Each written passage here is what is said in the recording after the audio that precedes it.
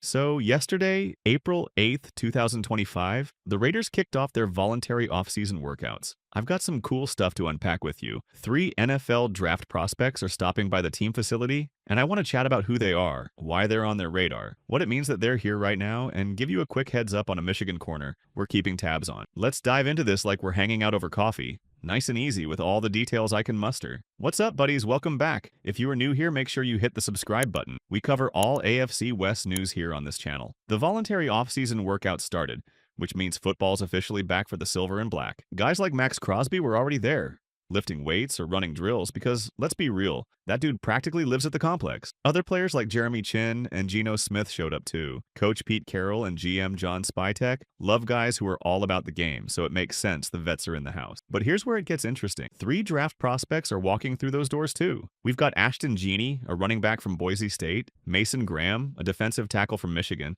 and Quinn Ewers, a quarterback from Texas. That's not just a random visit, that's a statement. I'm curious what you think about that lineup because it's got me wondering what the Raiders are cooking up. Now, let's get to know these three a bit better. Why are they here, and what's the Raiders' deal with them? First up is Ashton Jeanty. This guy's a total stud at running back, and the Raiders have been all over him like fans on a tailgate spread. They set up a top 30 visit with him earlier this offseason, sat down with him at the NFL Combine, and sent folks to his pro day at Boise State. But wait, it gets better.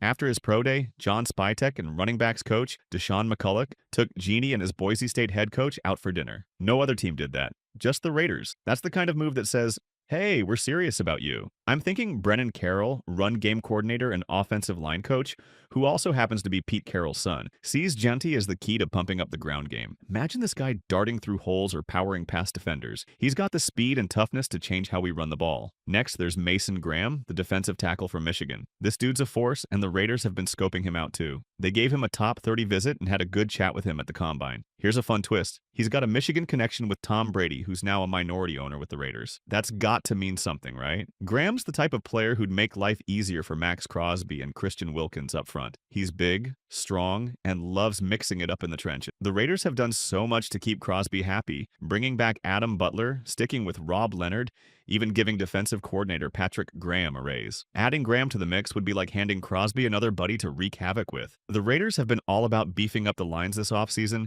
and this guy fits that vibe perfectly.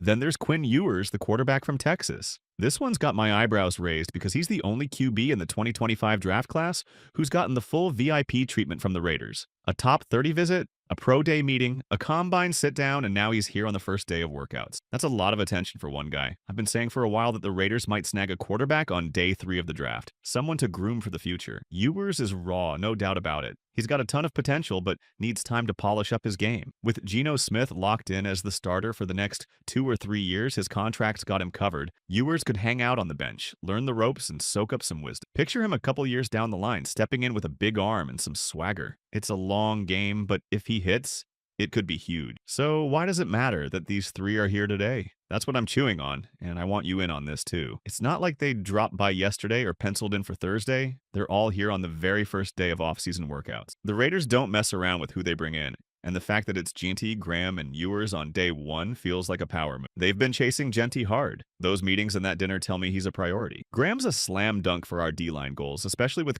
Crosby and Wilkins already in the fold. And Ewers? A quarterback getting this much love on the first day screams, we're planning something. Maybe the vets are sizing them up. Imagine Crosby tossing Graham a welcome to the grind nod, or Geno giving Ewers a quick rundown on reading defenses. It feels like Spytek and Carroll are setting the stage for what's coming, showing the team and these prospects they mean business. What's your gut saying? Am I onto something, or is this just a cool coincidence? Before I let you go, let's talk about one more guy the Raiders keeping an eye on. Will Johnson, a cornerback from Michigan. This kid's a big deal. All-American, one of the best corners in the draft. He's been sidelined with a hamstring injury since February, but he's finally back to 100%. Next Monday, he's putting on a show for NFL teams at 10 a.m. in Ann Arbor, running, cutting, doing all the drills to prove he's ready. And guess who's first in line to visit him the very next day? That's right, the Raiders. They've already had a top 30 visit with him and talked at the Combine, but this trip right after his workout says we're not playing around. There's some Michigan flavor here too. Tom Brady's tie-in plus a nod to Charles Woodson,